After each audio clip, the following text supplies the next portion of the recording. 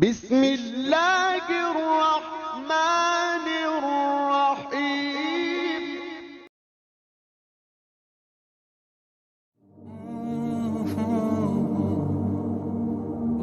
ایک دن حضرت موسیٰ علیہ السلام اللہ کا یہ حکم اپنی قوم یعنی بنی اسرائیل کے پاس لائے کہ تم فلاں شہر میں داخل ہو جاؤ، وہاں جو کچھ ہے تمہارے لیے حلال ہے، مزے سے کھاؤ پیو، بس اتنی سی بات ہے کہ جب شہر کے دروازے سے داخل ہونے لگو تو سجدہ ریز ہو کر داخل ہونا۔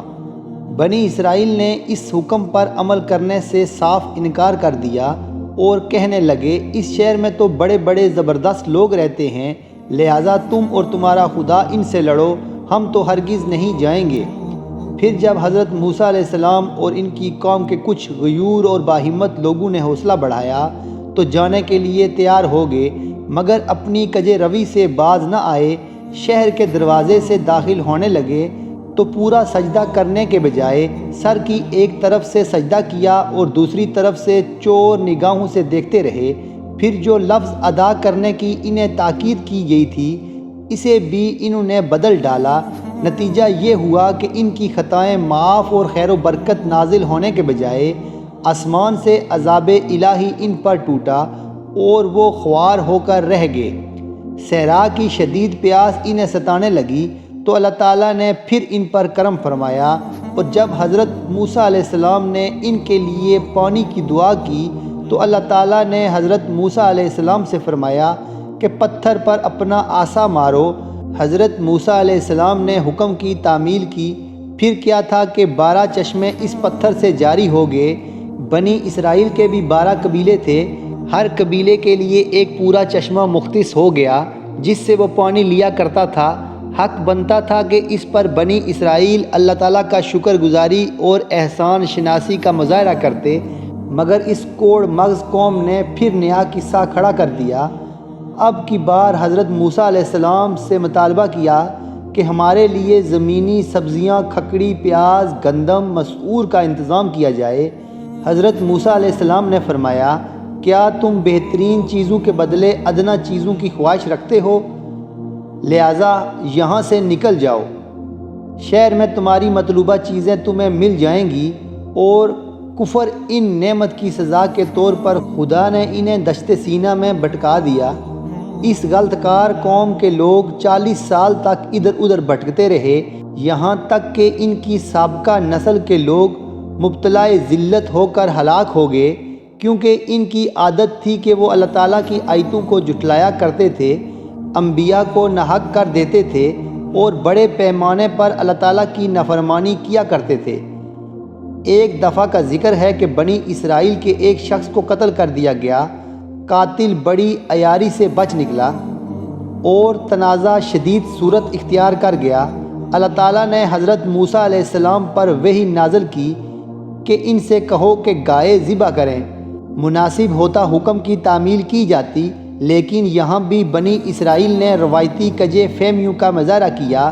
کہنے لگے کیسی گائے ذبح کی جائے؟ اشارہ ہوا نہ زیادہ پکی عمر کی ہو اور نہ بچیا ہو، بلکہ درمیانی قسم کی ہونی چاہیے۔ پوچھنے لگے اس کا رنگ کیسا ہو؟ جواب ملا زرد رنگ کی گائے ہو یا بڑکیلا سا نگاہوں کو خوش کر دینے والا رنگ ہو۔ بولے اچھا مزید یہ بھی بتا دیجئے کہ اس میں اور کون کون سے خواص ہوں؟ ارشاد ہوا وہ بے داغ ہونی چاہیے، نہ اس سے زمین جوتی گئی ہو، نہ کھیتوں کو پانی پلایا گیا ہو۔ اور کہنے لگے اب آپ نے پتے کی بات کی ہے، ہم انشاءاللہ حسب ہدایت عمل کریں گے۔ جب مطلوبہ گائے کی تلاش شروع ہوئی تو بڑی مشکل سے ایک ہی ایسی گائے ملی جو کسی غریب یتیم کی تھی۔ اس سے جب گائے کے لیے قوم کی ایسی بے تابی دیکھی اور انہیں اصرار کرتے پایا تو پہلے تو اس نے گائے بیچنے سے صاف انکار کر دیا، پھر بڑی مشکل سے گائے بیچنے پر آمادہ ہوا، مگر اس کی قیمت یہ لگائی کہ وہ گائے کو سونے کے برابر تول کر دے گا۔ بنی اسرائیل والے اپنے ہی بے تاکہ سوالات کی وجہ سے دشواری میں پڑ گئے اور اتنی مہنگی گائے خریدنا پڑی۔ فرمان باری تعالیٰ ہوا گائے کو ذبح کر کے اس کا ایک حصہ مقتول سے مس کرو۔ جب ایسا کیا گیا تو مقتول بولنے لگا اور اس نے اپنے قاتل کو مکمل نام و نشان بتا دیا، جو دراصل اس کا یتیم بھتیجا تھا، جسے اس نے پال پوس کر جوان کیا تھا اور اپنی بیٹی سے اس کی شادی کی تھی، مگر اس ظالم نے مال و دولت اور جائیداد کے لالچ میں اپنے سکے چاچا اور اپنے محسن کو قتل کر ڈالا اور قتل کا الزام دوسروں پر تھوپ دیا۔ یوں اللہ تعالیٰ نے اس کا راز فاش کیا اور کیفر کردار کو پہنچایا۔ الغرض بنی اسرائیل کا یہ اجتماعی کردار بن چکا تھا کہ وہ اپنے مالک کو ناراض کرنے کا کوئی موقع اپنے ہاتھ سے نہ جانے دیتے تھے۔ وعدہ کرتے تو وعدہ خلافی کرتے، قطع رحمی ان میں عام تھی، پرلے درجے کے فسادی تھے۔ جس دین اور جس آنے والے نبی کا وہ بار بار حوالہ دیتے تھے، جب وہ تشریف لایا تو اس کے سب سے بڑے مخالف بن گئے۔ اس دین پر ایمان لانے سے انکار میں بھی وہ اوروں سے سبقت لے گئے۔ جو بات کرتے عمل اس کے خلاف کرتے، چند چیزیں تحریر کرتے اور کہتے کہ یہ اللہ تعالیٰ کا کلام ہے، اور پھر اسے سستے داموں فروخت کر ڈالتے۔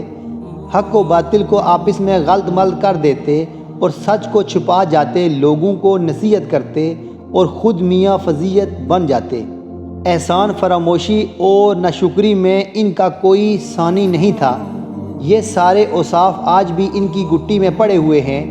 آج کی ہماری ویڈیو کا اختتام ہوتا ہے۔ اگر ہماری ویڈیو آپ کو اچھی لگ رہی ہیں تو پلیز ہمارے چینل کو لائک، سبسکرائب اور شیئر ضرور کیجئے، تاکہ اس طرح کی اچھی معلوماتی ویڈیو میں آپ کے لیے ہر روز لاتا رہوں۔